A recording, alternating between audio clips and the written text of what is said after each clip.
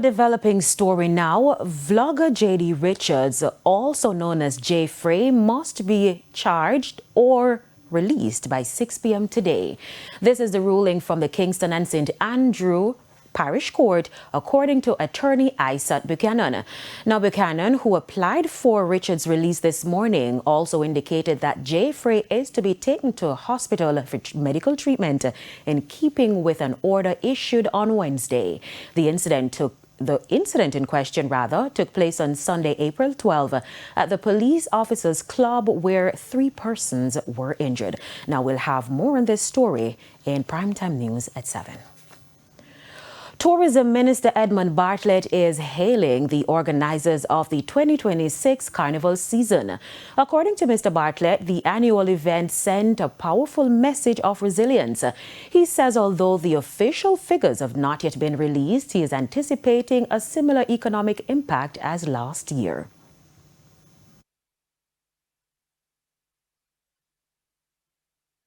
We expect, based on the 1,100 participants that all, bought costumes and, bought packages, that the gross will be close to, the $60 or so billion that was generated last year.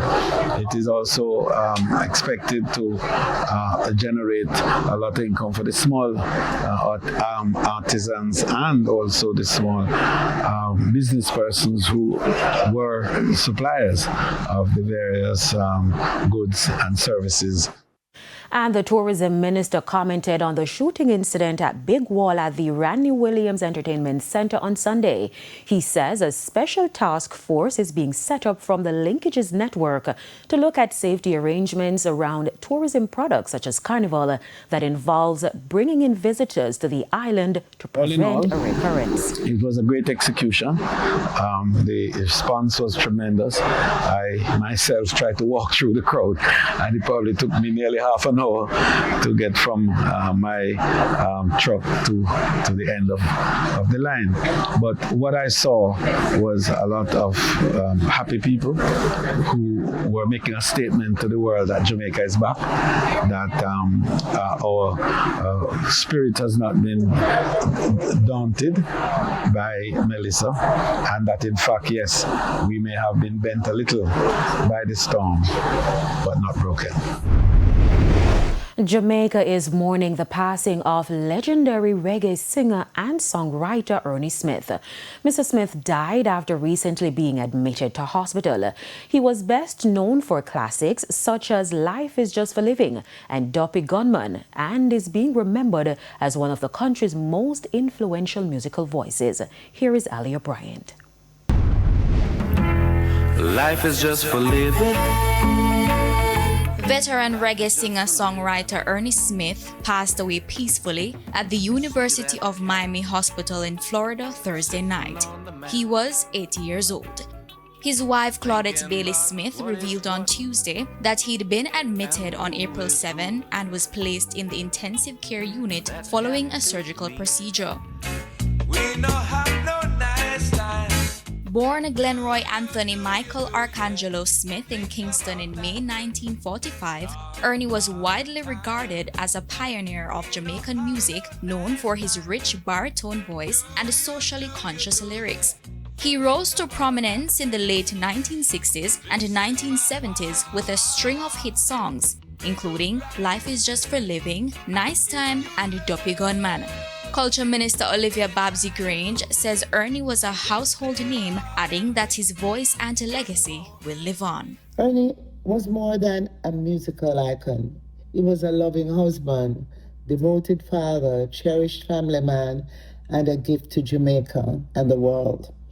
His music touched countless hearts, bringing joy, truth, love, and inspiration across generations. Opposition spokesman on culture Nikisha Burchell, in paying tribute, noted that Ernie Smith's music helped define a generation and capture the everyday spirit of the Jamaican people. She adds that his contribution to the country's cultural landscape was both distinctive and enduring. Since his passing, reactions have also been pouring in from across the world as well as from the local media fraternity. One of my greatest moments was having Ernie to interview. He's a great interview subject. He has a broad smile and you can hear it in his songs that he's always in a happy place, it seems. One would never imagine that he had health struggles. When I got the news that he had passed, man, that was a blow. I don't know that we'll have another Ernie. He was such a gentleman. He was such an approachable fellow. One of a dying breed. You've heard the expression dying breed. They were from that era. Gentlemen, music first, people person, always wearing a smile.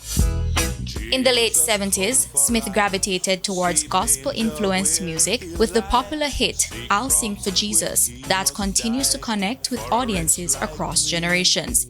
His contributions to Jamaican culture have left an indelible mark, and his work remains a significant part of the island's musical legacy. Alia Bryant, TVJ News.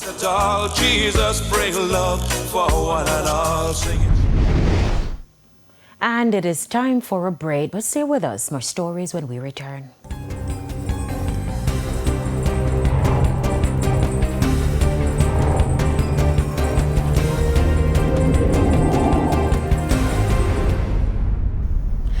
Welcome back to the Midday News. It is now time for the Business Minute. Data from the Bank of Jamaica shows that the assets and liabilities of the credit union movement declined in January compared with December last year. The figures indicate that total assets fell to $201.8 billion in January. This compares with the total assets of $212.8 billion at the end of December, when the movement recorded higher levels of investments, loans, and fixed assets. The data reflects a month-over-month contraction in the financial position of the credit union sector. Further afield, jet fuel prices have rocketed upward since military action against Iran began, and travelers are going to be picking up a part of the tab. The International Energy Agency says Europe has roughly 6 weeks of jet fuel on hand, and officials say if oil supplies remain stuck in the Strait of Hormuz, some planes could be grounded. The ripple effect could also produce other travel-related problems. Analysts say it may be a while before things return to normal. And that's it for the Business Minute. I'm Anthony Atkinson. Thank you, Antonia. Time now for the top stories from around the world. In the region, Dominica Electricity Services, DOMLEC, has announced a hike in its fuel surcharge for April, now at 50 cents per kilowatt hour. The company says the increase is driven mainly by a sharp rise in global fuel prices, with costs up about 33% since January. DOMLEC also introduced a geothermal energy cost for the first time, but says its impact remains limited while the plant is still being commissioned. Customers are being urged to conserve energy as the company looks to expand renewables and introduce lower rates during off-peak hours.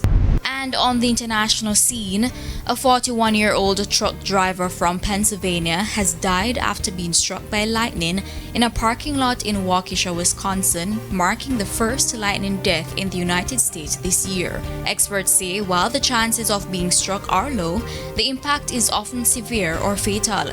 With millions of lightning strikes recorded each year, many occur just a feet from safe shelter.